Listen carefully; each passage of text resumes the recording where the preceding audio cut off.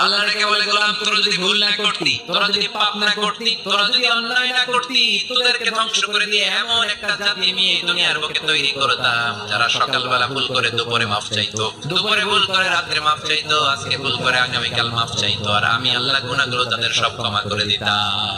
ক্ষমা করে দিতে আল্লাহর বড় ভালো লাগে। বান্দা আল্লাহর কাছে বারবার চাক, চোখের ছাড়ুক, এটা আল্লাহ পছন্দ করে। চোখের পানির যে কত পাওয়ার আপনি কল্পনাই করতে পারবেন। অনুশোচনার চোখের পানি চোখ বেয়ে নাকের ডগা বেয়ে পানি আল্লাহ বান্দারে মাফ করে। বিশ্বনবী ডেকে বলে, ও আমার উম্মতেরা শোনো, আল্লাহর কাছে দুনিয়ার মানুষদের দুই ফোঁটা পানি সবচেয়ে প্রিয়। এক হলো জিহাদের ময়দানে রক্তের ফোঁটা, দুই হলো অনুতপ্ত বান্দার চোখের পানির ফোঁটা। কত ভুল আপনি করেছেন, কত অন্যায় আপনি করেছেন, কত পাপ আপনার হয়েছে, কত মিথ্যা আপনি বলেছেন, কয় ওয়াক্ত নামাজ ছেড়েছেন, কয় লাখ টাকা ঘুষ খেয়েছেন, কত যৌতুক আপনি খেয়েছেন, কত মিথ্যা আপনি বলেছেন।